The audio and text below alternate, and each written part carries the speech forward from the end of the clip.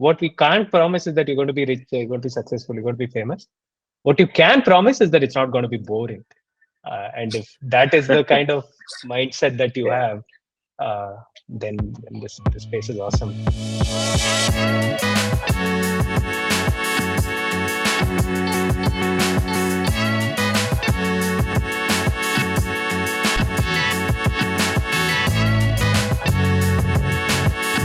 Hi Prashant, how's it going? Hello, Raghu. Good, good. I Have think you I think summer recovered? is from Have you what? have you recovered from the VAR mishaps that happened over the weekend with the Premier League? No, I'm holding on to my emotion until the last day of the season. If we lose by 2 points, I'm gonna be you know bloody mad about this entire thing. So yeah. Oh, God. Anyway, we have a fun person on the call. My co-founder was an investor in the company that he built, and the first time the way he describes Amitej is very very interesting. So I'd asked him, dude, tell me a little bit about Amitej. He's like, I've only spoken to him 5 or 6 times, but every time that I met him, he became sharper and sharper and sharper and sharper to like being a really really smart dude from the first time that he met you, which is our whole proof of progress thesis that we are trying to make into Web3. So without any further ado, Amitej, welcome to the Web3 Normies. You are now an honorary normie, joining a club of really fun people that we've enjoyed talking to. Thanks, Raghu and Prashant, for having me here. Always glad to speak with fellow Web3 builders and community. And yeah, thanks for your kind words. No, man, that's literally what people were telling me, right? And I can give you another example, right? Like we were all talking about building an incubator back in early 2021, and someone, I will not name her, from Solana, we were chatting, and then we were like, I think Parin said something to the effect of, "Oh yeah, I got a very small allocation in Stader Labs," and then she was like, "Everybody got a very small allocation in Stader Labs. Nobody got more than a certain amount." It was a very very hard project, and I think this whole podcast, I think the way Prashant has designed it is that goes into staking. LSDs, I can already think the Doodhwala guys are going to have fun with that, with that word. But also like it's also to get to know you as a person. I think Yeah. you're one of the few founders who's actually gone through and survived and gone from strength to strength since then. So I'm very interested in that mindset. Prash is super interested, not that I'm not, but Prash is more interested in the space and staking and so on. And I think this is going to be a fun conversation. So Prash, over to you. Uh, let's get in with the questions. Good stuff, man. I just found out today that Amitej is also from IIM Calcutta. So Amitej, so am I. 2007. I think you're Oh, from that's 2000. great. You're from 2012, right? If I'm 14. not mistaken. 14. Yeah. 14 is when I passed out of IIM-Cal. Right. Okay. And also your background has Swiggy, right? So that's another interesting thing. So maybe we can start off with like a quick intro about yourself. Especially, I'm curious to understand your thesis from going from a place like Swiggy to building Stader. For sure. So, yeah, just to quickly talk about where I'm from and how did I end up in this place. So, I'm originally from a small town called Kurnool in Andhra Pradesh. Was born and brought up there. Uh, I mean, just joined the IIT bandwagon, went to IIT Madras, and then worked for about 3 years. And yeah, did IIM Cal. Post which I joined this consulting firm called A.T. Kearney. Spent about 3 years there, and I mean couldn't actually uh, get my kicker or satisfaction out of consulting. So moved to startup world. That's when I joined Swiggy. A lot of core team members at Swiggy were very close friends of mine from IITM or IIM Cal. That's how I ended up joining Swiggy. Spent about 2.5, 3 years at Swiggy doing a bunch of things, like I was chief of staff to their CEO Harsha, and also spent a decent amount of time in one of the roles called like Swiggy transformation, and did a bunch of things there. Uh, so during the COVID time, I think roughly around late 2020 to 2021. That's when I gotten deeper into the space. I began my journey even earlier with investing in like the blue chip cryptos, including Bitcoin and Ethereum.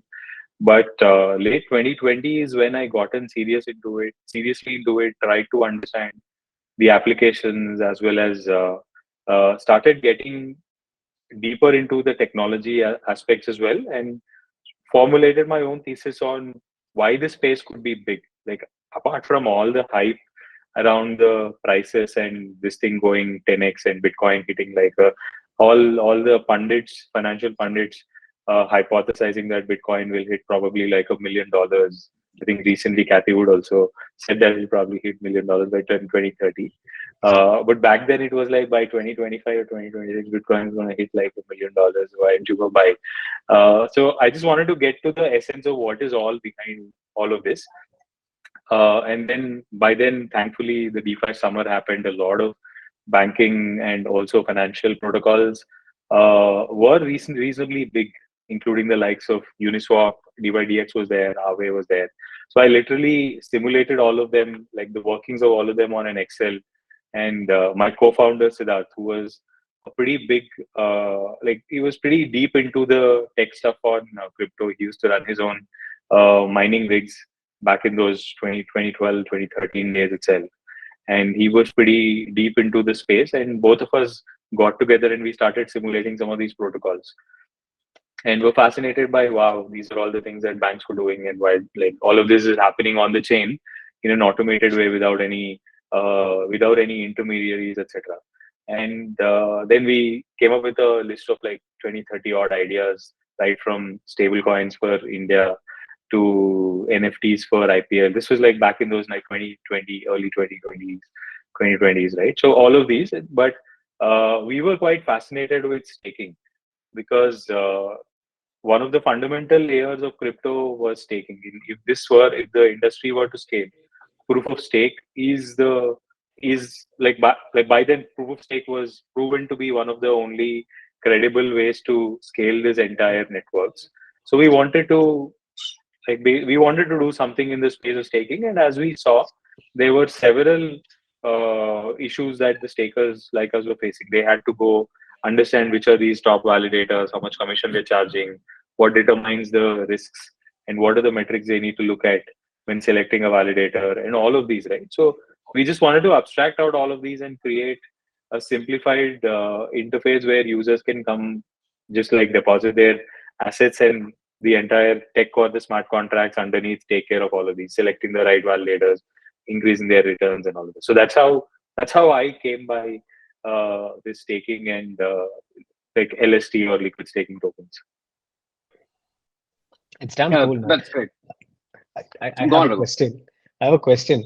Most people look at staking as this financial thing that I can earn some reward. And for the large part, I think for retail, it is marketed as that. Do you also find people who use staking services with the mindset that, hey, I can actually contribute to consensus on a proof of stake network, and that I can actually, somehow have an ownership stake of sorts?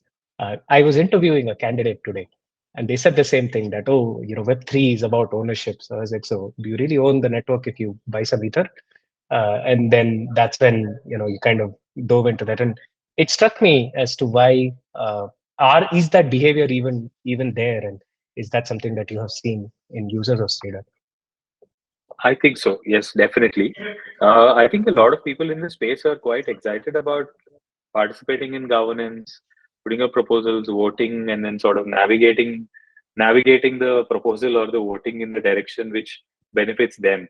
You don't see this happen very actively in the case of Web2, right? Where I own a share, I own, let's say, for example, Infosys share, I have voting rights, but I don't actively go and canvas that, hey, like let's just make sure that this is passed or that is passed, right? But in Web3, it's quite, or maybe I am not aware of what happens in Web2 space because I'm a passive investor in the securities. In Web3 space, that's actually, there are these individuals and community members who actively work towards building proposals and also navigating those proposals to a certain outcome that benefits them or benefits the overall network as per their perception.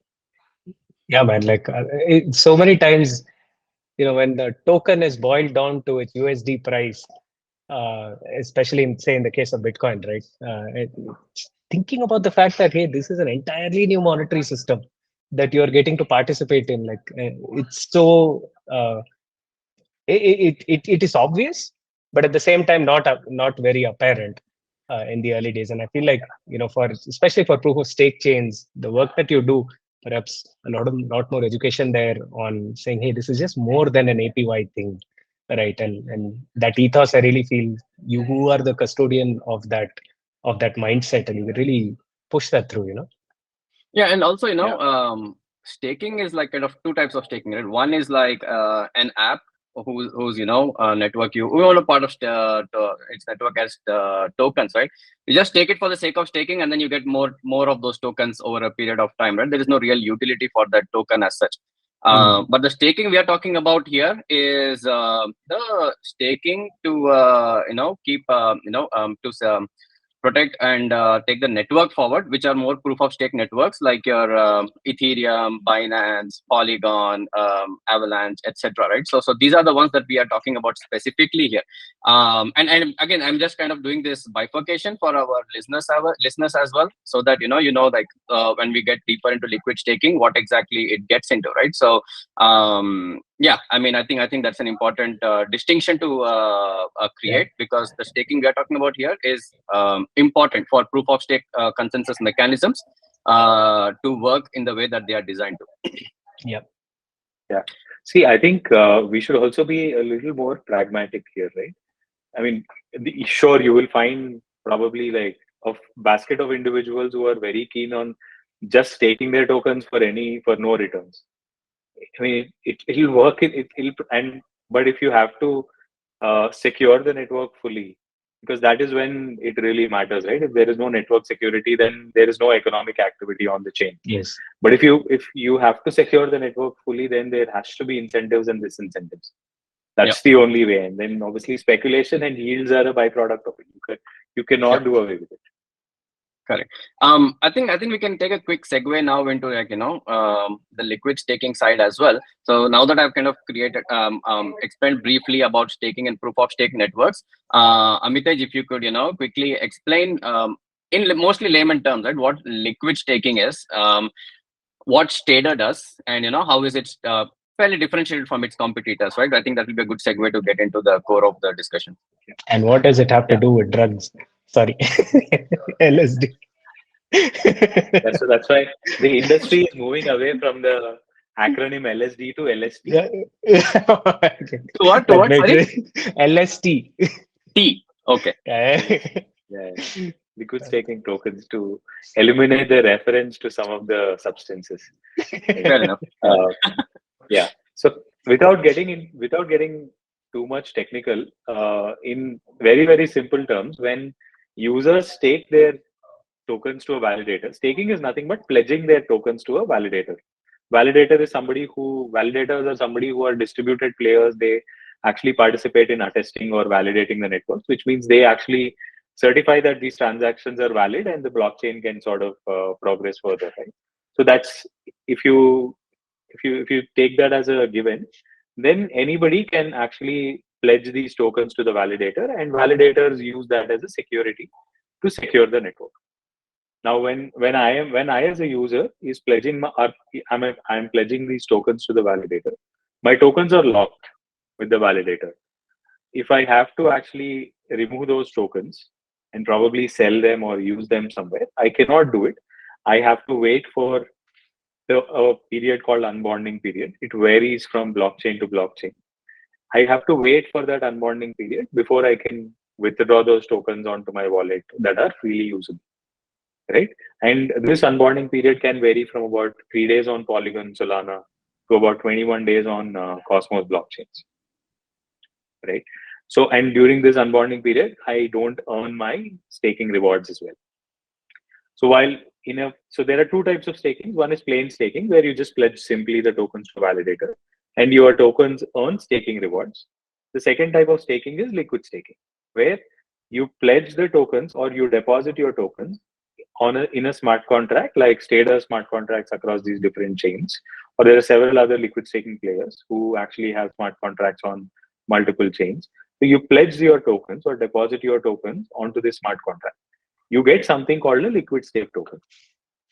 So our liquid staking token on Matic is called Matic X, BNB is called BNBX, Phantom is called SFTMX, etc. Now this liquid stake token, it has several advantages over simply just staking the tokens with a validator. One, like we create secondary markets on top of this liquid stake token, where you can just go and then swap that token for the native token or stable coins, etc., so that you can immediately get out of that position. Why would a user do it? He does it because he gets staking rewards and also has these benefits. Now, the additional benefit of this is basically while this liquid stake token is earning your staking rewards, it can also be collateralized and users can take a loan, either in USD or in the native token. I mean, stable coins or in the native tokens. And then he can keep repeating that loop, take multiple long or short positions based on his appetite. Right? So it helps him in like amplifying the yield. So for example, if he's getting like 5% yields on in staking rewards, by taking all of these positions, he has the opportunity to amplify his yields. At the same time, exit during like volatile market conditions. So that's the advantage of liquid staking, and that's why a lot of people actually use liquid staking. How are sorry, just to follow up to that, how is the market for a staked asset made sustainable?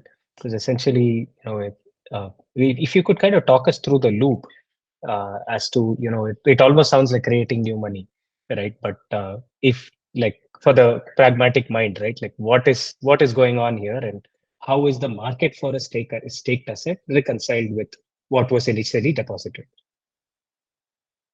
When you say market for a staked asset, you are not referring to like liquid staked asset, right? You are referring to a general token like a Sol or Matic. How is the market for that asset, or how are the rewards coming for that asset? Is that what? Yeah. So that is one part of it. That obviously is the staking reward. The other part is the Matic X itself, that I'm actually able to perform more financial activities with that, right? Like for the convenience of the audience, right? Like what is that? How does this work? Rather is the question that that some people in the audience would want to know. Sure, understand. So typically, let me try and answer the first question, which is like, how are staking rewards coming out for these L1 tokens like Matic or Sol, etc.? So it's a combination of two things. One is there is inflation that the network sets. So like they say that when the L1 token is designed, they would have in their tokenomics, they would have stated that probably 5% or 6% of the network will be actually inflated to subsidize the staking rewards. Yes. The second source of these is typically the transaction fees or the execution layer fees in case of Ethereum, like MEV tips, etc. So these two factors actually contribute to the staking reward. Now the hypothesis is over a period of time, the inflation goes down to zero and the network is self-sustainable in terms of its own transaction fees. Yes. Right. So that's how this entire L1 token economy is created. Now for a liquid staking token, so it's simple, right? The liquid stake token is backed by the L1 token that is there on our smart contract, which is staked with a validator. Right. So we're not creating anything out of thin air. I was pushing. It's one to one, right? Pretty much. The key risk, however, is the Stader smart contract. Technically, in this case, right? Yeah. Again, the one-to-one doesn't go away, but then whoever hacks through that smart contract gets the say ETH in or Matic, right? That is the actual one that is in possession. So the Matic X or ETH X is pretty much without any backing at that point. Yeah, and that I was hoping you would say that the peg. Essentially, right? Like, and in some of these liquids, some of these staked assets, sometimes there was this FUD that, that, for example, staked ETH losing peg some time ago. Yeah. What's going on here? And if you could kind of talk a little bit more about those dynamics, that would enlighten the audience. Sure, for sure. See, I think the peg is very different across different blockchains. Yeah. ETH is a separate thing because on ETH the withdrawals are not enabled. I think the Shanghai upgrade that is going live in a month or two is when users can actually unstake their ETH. Yes. Till now, the ETH that was staked on either like directly with the validators or on the liquid staking platforms that cannot be unstaked. What that means is, obviously, these guys have created the protocols have created their own secondary market liquidity for staked ETH. So that is where the token is primarily traded. So the peg there is determined by the supply and demand for the staked ETH liquid stake tokens. So the peg is actually not a depegging event. It's the discount that the market is applying on the staked ETH liquid staking contract till withdrawals are enabled. Correct. That's lovely, right? Like now the whole point of all of this was to try and break down what a staked asset is, what a derivative stake token is, where does staking accrue value itself, and how can liquidity on the tokens that you have staked enable you to continue to speculate or continue to utilize it for you know say passing proposals on our way, participating in governance, taking out a loan. All of those things are now possible without you having to compromise the number of assets that I have staked to a particular chain, which I hope the audience understands how useful that is, right? That solutions like this exist that allow you to participate in network consensus without having to lock away your assets entirely. So just to elucidate that point, I know I pushed a little bit on the new money sort of thing, but just because these are sort of questions that you get asked. It's like, oh, this is so that is also money. This is also money. How am I using it like this? So thank you for explaining that, and I think liquid staking is a lot clearer for our listeners right now. Yeah. So I just want to add one more thing, where these are the new networks like Matic or Solana, or for that matter, any of the Cosmos chains. You won't hear a DPEG event unless and until this is a scenario of a hack. Yes. Because here there's arbitrage opportunities that are possible. Like for example, on our Matic smart contract, Matic X versus Matic, there's always an exchange rate that are smart contract guarantees. So when the Matic X is trading at a discount on the secondary market, users can actually buy Matic X on the secondary market and come and unstake with us. So making an arbitrage, like risk-free arbitrage on that. No, that's interesting. That's awesome. Yeah. And that's because, again, the role of ETH here has to be, I think, explained to a greater extent, because ETH was originally a proof of work consensus mechanism. It moved to proof of stake, which is when all of this started getting, becoming a reality or possibility. And towards end of 2020 is when Beacon Chain was launched, when, people could actually, I think, deposit their ETH into contracts and start receiving stake rewards. However, what was not sure at that point was that when would the move to proof of stake happen exactly, and then also on the back of it, when would the withdrawals be enabled from these contracts, right? So, which is what created this period of uncertainty from end of 2020. And now, as we are here at this point in Feb 2023, now we know that the Shanghai upgrade is going to happen within the next couple of months, hopefully. Which will then enable the withdrawals, and from that point on, I think there should not never, but then there should ideally not be a DPEG event for staked ETH assets either, because it then becomes very much like a Matic, etc., and that uncertainty has pretty much evaporated now from the system, right? So just adding on to that, Amitej, so how much like this entire staked assets, staked POS assets and LSD, etc., right?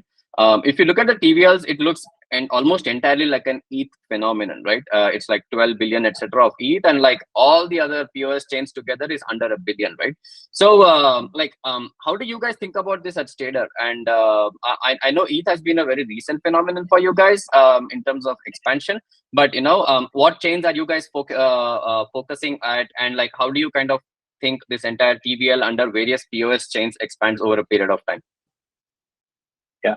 So obviously ETH is very critical for us. I'll come to our differentiated value proposition and the product and architecture that we're building there. Beyond ETH, some of the most important chains for us are, obviously we have Matic, BNB, Hedera. We also have Phantom, that is uh, that's critical to us. And we, on some of these blockchains, we're pretty much the only protocol that has meaningful DeFi and adoption there. Mm. Interesting. Just on that point also, I've heard you say this in other podcasts where you you kind of pipped saying that Rust-based chains were easier to build on because they were, monolithic architecture, and the DeFi and the validation essentially happens on the same chain. But in the case of say other and many EVM chains for that matter, DeFi happens on one layer, the validation happens on another layer. Uh, has it that changed over time, or is it pretty No, it's much the same thing. It's the yeah. same thing, right? ETH has beacon chain, and then your smart contracts are on some other chain. Similarly, similar case with BNB. They have the BNB chain, which is the original chain. Then you have the Binance Smart Chain, which is a different chain. Similarly, Matic, where the validation happens on ETH, where the validators are all on ETH and the actual delegation happens on ETH, but then Matic has a separate chain where smart contracts are located. So there's always like a bridge or some other mechanism that is required to like shuttle these tokens back and forth.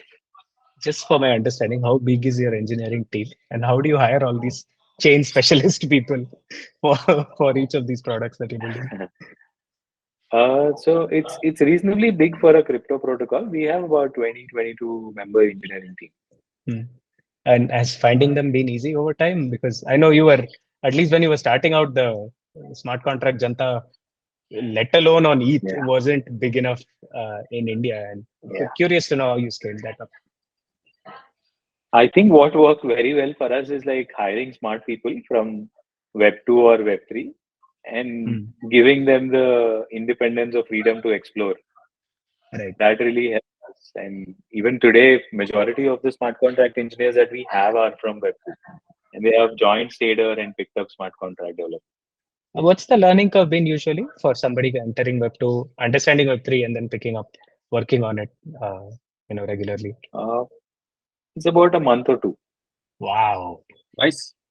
Okay, that's interesting.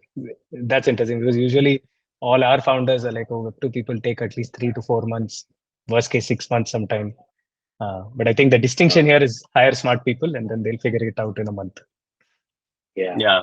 I mean, we also had like both of our co-founders are in-house experts in smart contract development.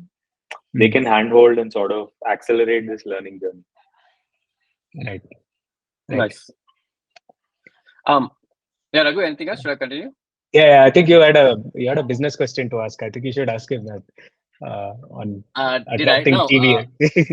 Yeah, Go yeah, on, go no, no. So, on. no, Yeah. I'm curious, right? So, ETH also, if you look at it, I would say like in total across like liquid staking or like even self staking, right? I guess around maybe 15% of ETH is stake. Is that number similar for like other POS chains as well? And do we see that high proportion of ETH being staked only because of the dollar value of like market cap ETH being so much higher, or even the percentage is higher for ETH? Even the percentage is quite high for ETH because on ETH, the only way to stake for a long period of time, the only way to stake smaller amount of tokens was either on exchanges or on liquid staking protocols like Lido or Rocket Pool. Yeah. There was no way to stake ETH itself. Like otherwise, you'll have to run your own node, deposit 32 ETH, and start that. Right. Mm. So on ETH, the magnitude of the problems were very different. There was problem of liquidity because ETH there was no withdrawals enabled or unstaking enabled. Second, there were several problems around like even staking ETH. Right? Mm. Like with 1 ETH or probably 10 ETH, I can't go and start running a node myself. And there was no way to actually find these validators to stake other than like centralized exchanges. Right. So that's why, and ETH was also like one of the first blockchains, right? So Yeah. the percentage of ETH that is staked via liquid staking is also quite high. But on the other blockchains, some of these like were developed at a much later stage, and they had the learnings from the proof of stake evolution. So they had all already baked into some of these, some of their architecture. So, for example, on Matic, you could stake any amount of Matic. Similarly, on Cosmos Chains, you could stake like even minuscule amount of their native asset, and people were able to earn staking rewards. So that's why if you see the and liquid staking is also new phenomenon on these chains. Yeah. So okay, so native self-staking itself was like so much more easier on these other chains that people prefer doing it directly than it. So then that's interesting, right? So then I guess for your growth as well, as you rightly pointed out, ETH is super important to kind of focus on, right? Now, if you look at ETH itself, they have Lido, Rocket Pool, and Coinbase, right? Like pretty much in the front three, right? How are you guys thinking of like going up against these guys and like expanding your own percentage of the ETH network? Yeah, sure.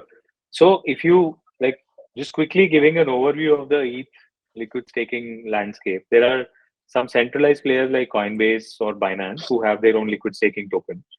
Then there are these decentralized players which are primarily don't take custody of the assets, have smart contracts, etc. So these are the likes of Lido, Rocket Pool. You also have smaller players like Stakewise, ANKR, etc. So the problem, I mean, let me actually talk about how each of these players is, and then from our perspective, what are the key gaps in the ecosystem. So on one spectrum, you have these centralized players. They primarily get their audience from their own distribution. Like for example, people who are users of Coinbase app or Coinbase exchange, they are the primary ones who are selecting CBETH as the liquid stake token. The disadvantage of it is one, it is centralized. Two, they charge about 25% commission on the staking rewards. There's probably no access to MEV and all the execution layer rewards, and it is highly susceptible to any kind of censorship from the government. So that is the problem with the centralized player. On top of that, they don't have like a fully developed DeFi ecosystem. So what are the things that one can do with CBETH to get like additional rewards in the tokens, etc.? There's very limited avenues there. Now come to the decentralized player, which is Lido and Rocket. So they have done a phenomenal job at one, growing the DeFi ecosystem and also nurturing this entire liquid stake ecosystems. However, from our perspective, Lido is still like operates in a very centralized way. Their DAO controls, which are the validators who get into those. No way for permissionless node operators to join the validators and start running the node operators as of today. However, they charge reasonably high, competitive commission and also have a well-developed DeFi ecosystem. On the other hand, you have Rocket Pool. They charge high commission, which is almost 50% higher than Lido, 15% commissions. And they don't have a well-grown or fully grown DeFi ecosystem, very limited DeFi opportunities. And the third advantage of Rocket Pool is that they are the only platform probably which allows permissionlessly node operators joining the liquid stake token, so which is a great thing, right? However, there are these disadvantages of high commission, which is like 50% higher than the competitive commission that Lido charges. No token value accrual. As a protocol, they don't charge any fees. And then and the commissions are at the beck and call of these node operators, where some node operators charge about 18% commissions, etc. Okay. And on the node operator side, even though Rocket Pool allows any node operator to permissionlessly join their network, there are significant capital entry barriers for node operators. Today, they only let node operators join their network if they stake 16 ETH to begin a node, and on top of that, 1.6 ETH worth of RPL tokens to begin with. So for a typical node operator, that's a significantly high barrier to entry, because not only they are taking a large exposure to ETH, which is 16 ETH, they are also taking a significant amount of exposure to Rocket Pool tokens. Yeah. Right.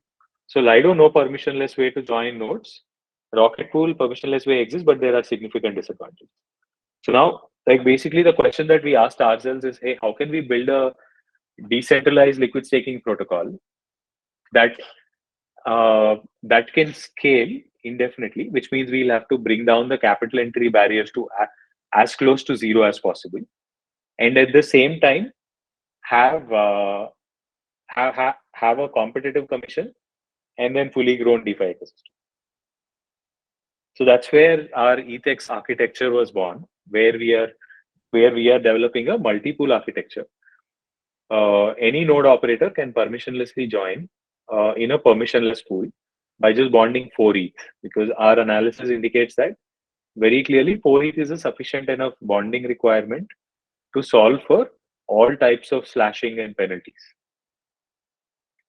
Right now, there is, like in phase 2, we'll probably also create some liquid markets around this bond so that the risk can be exchanged across ETH holders and validators. Yeah. That's the permissionless pool architecture. We also have a permission pool.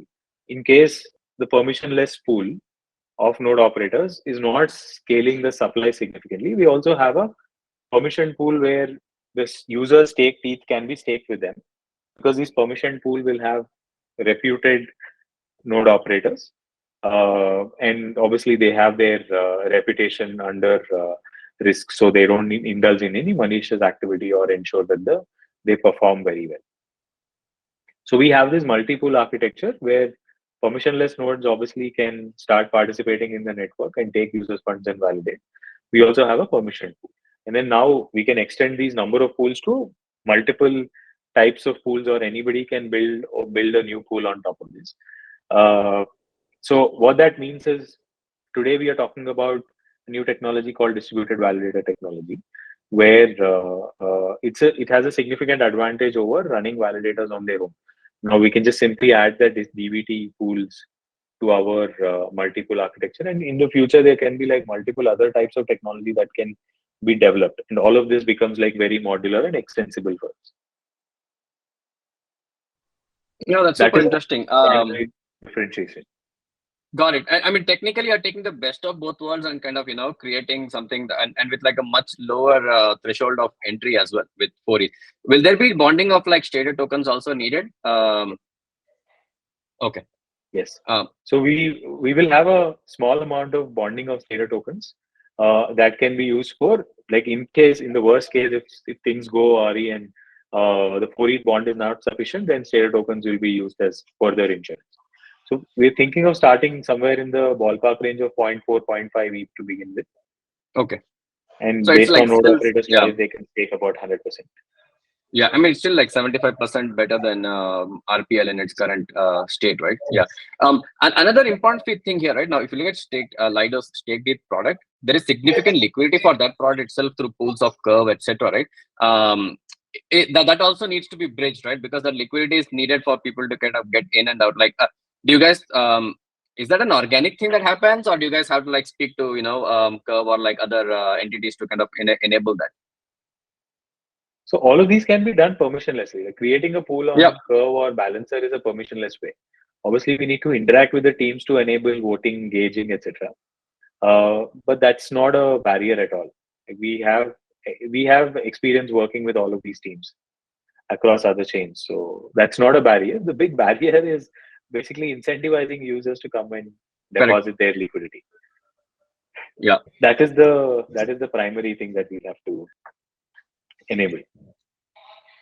Just out of curiosity, right? Like, I think it's the growth path for Stader, right? And in the case of say Coinbase or say other larger protocols, it almost boils down to whether an institution can trust you with the security of the contracts to be able to put their assets on your chain. Is that what say Stader also wants to get to, or is there a different vision? So I think there is large enough retail market today for us to bootstrap the liquidity and TVL. Because if you think about it, today ETH is probably about $150-160 billion asset, and only 25-26 billion of ETH is staked, compared to other chains where you have almost 50% of the network tokens being staked. So there is a significant amount of room to grow even with the retail. And obviously the holy grail are the institutions and them staking with us, right? I mean, within institutions, there are several layers, right? There are small institutions, medium and large institutions. So yeah, the adoption is also in that way, in that order. And I think with Shanghai, I think the percentage will naturally increase, in my opinion, of people who will end up staking, right? So that's 16, 15%, whatever, they'll probably go up much higher. How are you guys in fees and like what is the other parameter here? Like the commission rate, etc. that you guys charge versus and the yield that someone can generate through ETHX on you guys. Yeah. So the commission that we'll charge will be 10%. Okay. Very competitive to the other protocol called Lido. And which means basically our staking rewards will be one of the best in class. Right. Staking rewards plus MEV plus all the other tips. Yeah. And when is ETHX going live? So contracts are going to audit probably in a week from now, week to week, 10 days from now. And depending on the audit timelines, as of now, we are planning a capped launch by mid of March, and then like a full launch probably early, like end March to early April. Got it. Nice. Wonderful. It's quite imminent. Yeah. Nice. So ETH soon on stage. Yeah.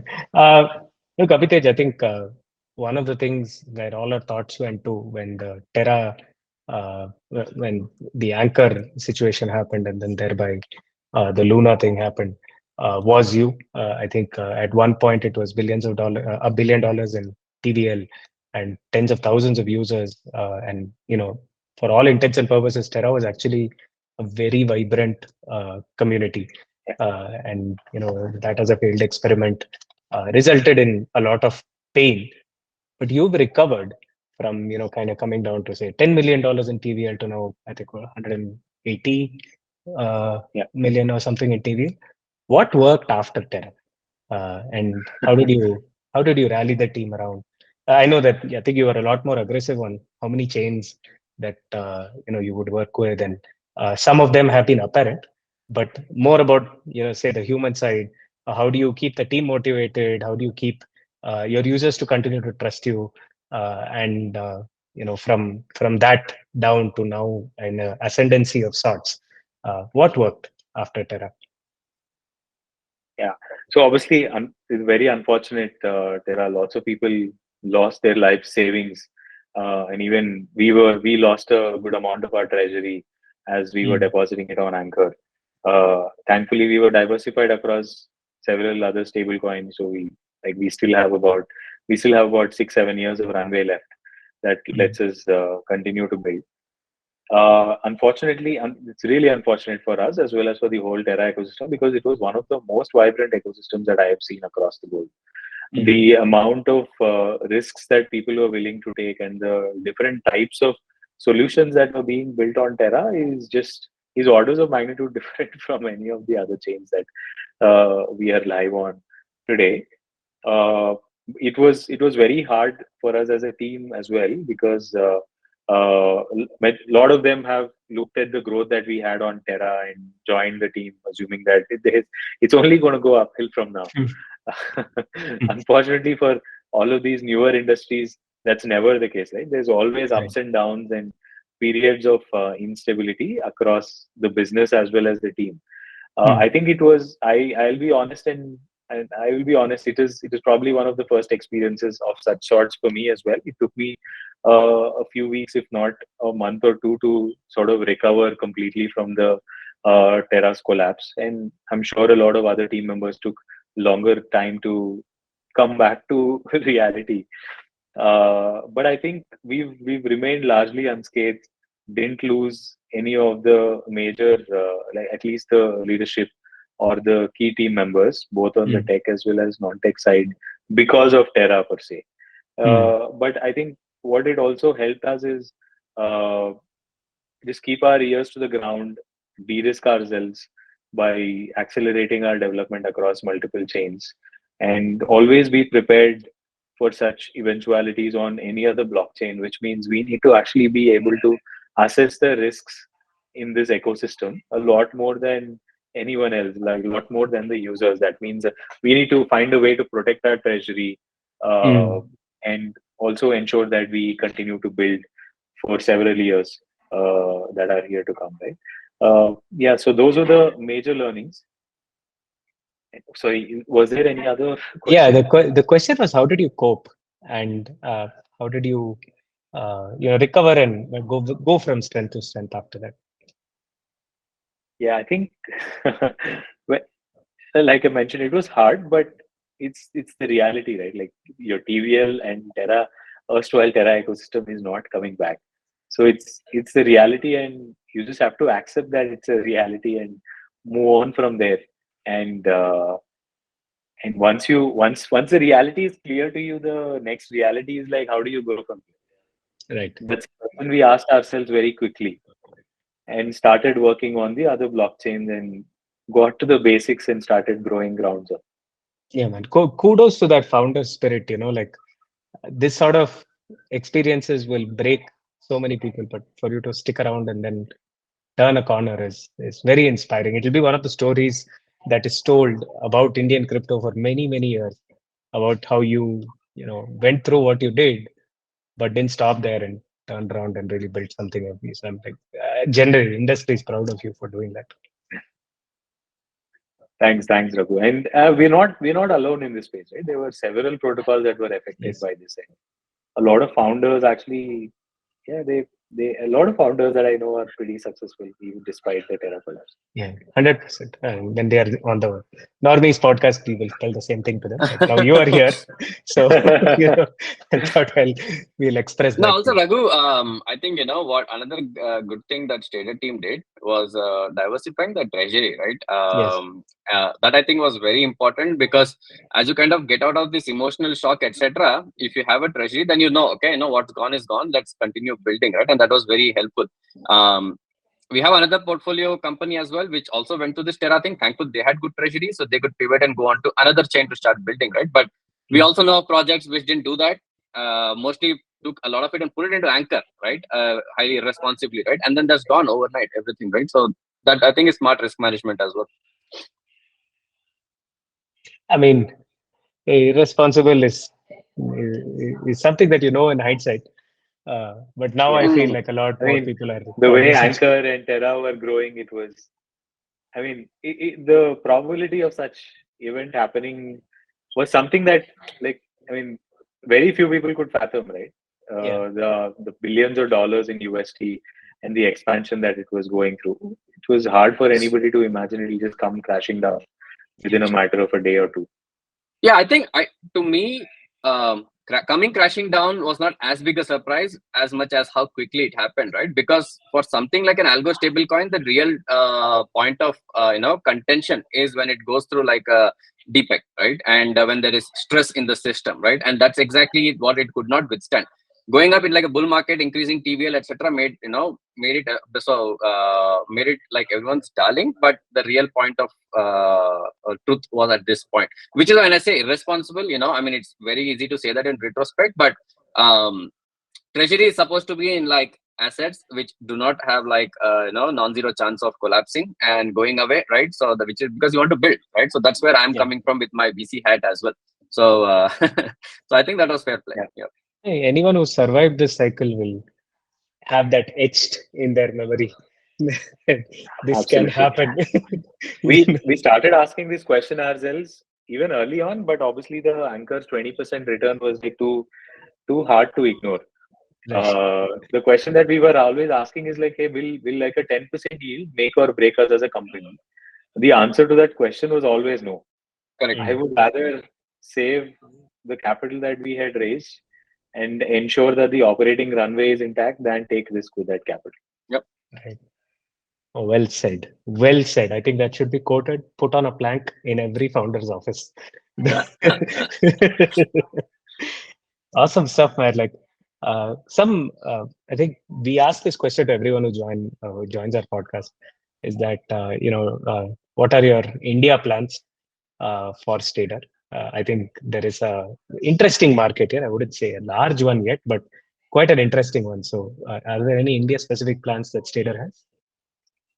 Uh, I think so. As a platform, we have been like geography agnostic. We have been Yeah. permissionless platform right from day one. So there are quite a few users from India who actually use our network across Matic, BNB, and Phantom as well. Mm. So and we are realizing that there are a lot more users than we are currently tapping into. So we are starting like a community specifically for India, like both across Telegram and Discord, to like assist them and also onboard some of these Indian crypto holders actively onto our networks. So it's definitely as one of the important priorities for us over the next 1 or 2 months. Right. Nice. Nice. Interesting to know. We're doing some community stuff as well with the chat. But Prash, parting thoughts, man. Like I think one area that we probably didn't touch on was concepts of restaking, which is Prash's pet obsession. I would say it's okay. You can say that. It's kind of like I just no, wanted to wait. squeeze that in. The reason I say that is you brought it up in every podcast that we have done till now. So I think you should chat See, I about mean, it. you can't. Amitej, as well.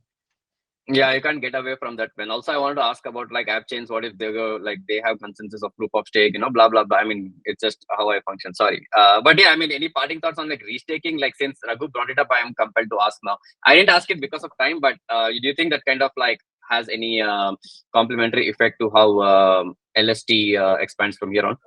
Yeah, I think so. I think we like basically rather than restaking, I would say I am more bullish in terms of using LSDs for restaking.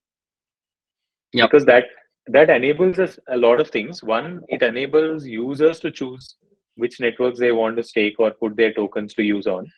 At the same time, it just becomes very, very composable, right? It probably doesn't need like a fundamental architectural level changes in the network.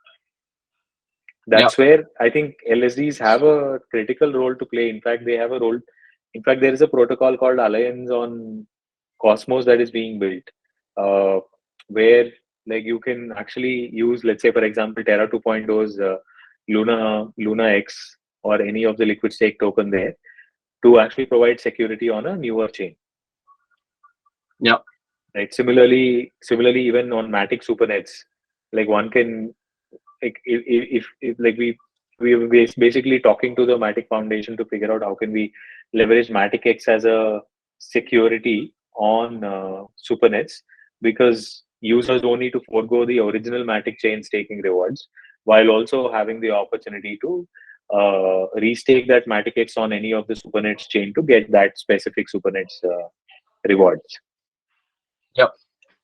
Yeah, interesting. Yeah, I mean that's kind of like something I'm keeping a close eye on as well in terms of how it expands and how it helps the rest of the features within the ecosystem also expand, especially when it comes to proof of stake. Good, man. Amitej, this was great. From my perspective, thanks for joining us. I just thought I should bring you on because liquid staking is a raging theme. You guys are building this. This is like an Indian team, so it all just made a lot of sense for you to have come on to Web3 Normies. And thanks a lot for your time. Before I hand it over to you, just one small anecdote I wanted to mention because we spoke about Swiggy and Harsha. So Harsha was with me in London for a year, okay, and he was always very restless when he was at Nomura, okay, and he would just ask me, I just want to go back. I want to do something like a startup because this doesn't excite me. And I was like, dude, I mean, you should go, you should do it, right? Once he left London and came back to India, though, I just completely lost touch with him. Maybe I should have kept in touch because Harsha, basically, Raghu, right? He's the CEO of Swiggy, right? So, but we had like a brief overlap in London, and he just did a phenomenal job coming back and doing what he did. But I just wanted to put that in there. But over to you, Amitej. Any parting thoughts you may have in terms of how this was? And over to you. I think thanks for mentioning about Harsha. He has always been a source of inspiration for me, and he will continue to be. So, parting thoughts on Stader. I think the journey. I just want to this is more relevant to any of the founders who are starting up in the space or people who have already started up in the space. I think long and hard before joining a young industry like crypto. While the ride will be enriching and rewarding, I don't know about the rewards, but the ride will surely be enriching both professionally and personally. But the ups and downs are going to be definitely as painful as the enrichment aspect of it is going to be. So unless, like, basically, one needs to be clear about spending like several years in the space before starting up. It's definitely not for, I mean, yeah, I don't think this is like a get rich quickly kind of an industry, or like Yeah, all the token riches that you see. I don't think one should get into the space just for the Yeah, sake of it. dude, so well said, man. Like, this fair is point. what we tell literally everyone who wants to join a Web3 company. Like, are you sure? Are you absolutely sure? Because you have no idea what you're getting yourself into. And what we can promise is, what we can't promise is that you're going to be rich, you're going to be successful, you're going to be famous. What you can promise is that it's not going to be boring. And if that is the kind of mindset that you Yeah, have, then this space is awesome. It was Raghu, amazing having yeah, you. yep. Yeah. No, just finish it. Finish it. We are shooting over time. Uh, Amitej is being kind with us, yeah, yeah. no, no problem. Oh, well, with that, it will not be boring, and certainly not a boring story so far. That is the story with every podcast that we do. Thank you so much for taking the time out for us. I know it's a little early for you there, but it's been a pleasure hosting you here, and should see you soon someday. Likewise, Prashant, Raghu. Thanks for having me here. It was great chatting with you guys.